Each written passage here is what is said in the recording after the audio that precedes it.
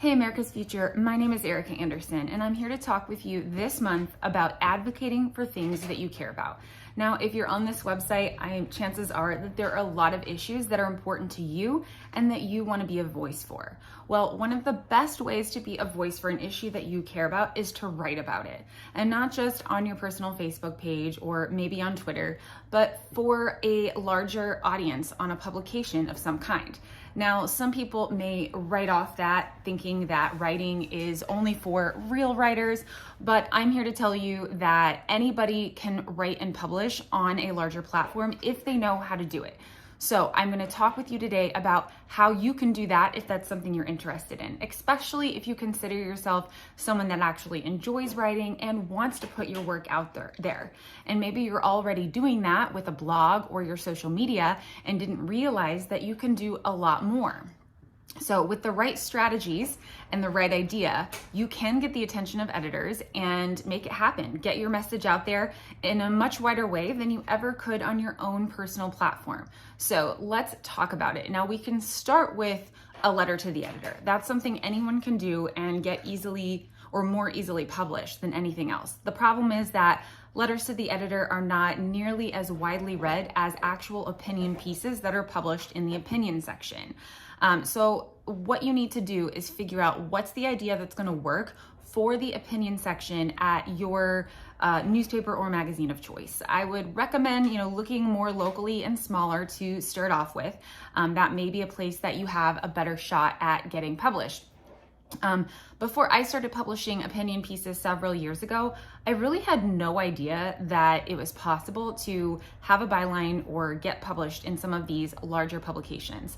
But since I've learned sort of the tricks of the trade, I've been able to write about so many things that I care about on a wide variety of subjects in all kinds of different publications. And it simply came down to understanding how this process works, how editors choose pieces and ideas. And you do not have to have a whole bunch of past bylines to make it work. Now, I'm not saying it's easy, but if you are committed to this and it's something you want to do in order to advocate for an issue or get the word out there, you can do it. So I wanted to offer a few tips. Let me just look at my list here. A few tips about how you can do it. Now, the most important part of this process, or at least the initial foundation of it, is the pitch to the editor. And that is the part that I didn't know anything about before I started this process. So I want to give you a little insider info on how that works. So finding the right editor is really important. So you can find that by looking at a masthead or Googling or looking on LinkedIn or Twitter. It can take some searching to figure out who edits this particular section of this particular publication. But if you don't get the right editor, you are probably going to get lost in a stack. So that's the step one. Step two would be to ensure that your idea is timely. Whatever you want to write about, how is that hooked to a larger trending issue in the news or an overarching theme that's happening in society? Otherwise, you're probably not going to get a deal. You've got to hook it to something larger. And the thing is, you always can. Now, I can't get into detail about that now, but it is possible almost always to hook your idea that you care about to something that's in the news, whether it be a bill in Congress or a celebrity story that's happened. It's possible. The third thing is have the authority to write it. What makes you a person that can and should be writing this particular story? Now, you don't have to be an expert to share your opinion on something, but why are you sharing your opinion? Do you have a child that is affected by this? Have you been personally affected by this? Have you spoken with experts about this or done other research or writing about it? Do you work somewhere that's related to this topic? You have to convince an editor that you have a reason to be the person to write this particular piece. Number 4, retain solid evidence to back up your argument. So when you're pitching a piece to an editor, you want to make sure that you can convince them that you have the evidence and the information that you need to make the argument that you want to make. So whether that is new statistics that have come out, personal examples in the news, or other things, make sure you have laid out 2 or 3 of those things in order to make the case for why your story or opinion deserves to be told and actually has a good point. And I would always make sure that these things come from very reputable sources, such as like Pew Research, Gallup, or stories from a larger reputable newspapers or news sites that are trustworthy, and editors can easily see that this is real evidence, real stuff. Lastly, I will say subject lines matter. So when you're pitching something to an editor, the subject line really matters, because editors are inundated with emails, like more than the average person, way more than the average person. So you need to make sure you get their attention. I always recommend putting pitch or freelance pitch as the first part of your subject line, so they know that that's what they're getting into.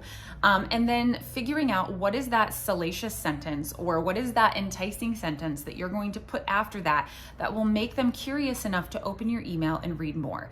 Now, obviously you don't want to mislead anyone, but think of something that would make them want to hear more about your pitch. There's a lot more tips where that came from, but that is a start to if you're wanting to go down this path of getting published. If you have a dream of making a difference with your writing, opinion writing can be a great place to start, simply because your message can get out there to a wider audience. And often when you're talking about something that matters to you, whatever issue it may be, that is connected to a larger group, such as like an organization, a politician, a bill, something else that is beyond your scope, and they will often pick that up and run with it as well, because you're talking about something they care about. And so opinion writing really can be the pathway to speaking out in the most powerful way possible, and then finding partners in the mission for whatever you're advocating for. This is something that everyone has the opportunity to do. I will tell you that I've spoken with a lot of editors, and they're not really concerned with how many times you've published before. What they care about is, what is the idea, and how are you talking about it in a unique way that matters, that readers are going to care about, that is something that is valuable to their publication. So let me know if you have any questions. I do run an Instagram account, Pitch and Publish, if you're interested in learning more about this kind of stuff. But otherwise, I just encourage you to go out there, give it a try, put your ideas to the test, and see what you can do. I'll see you next time.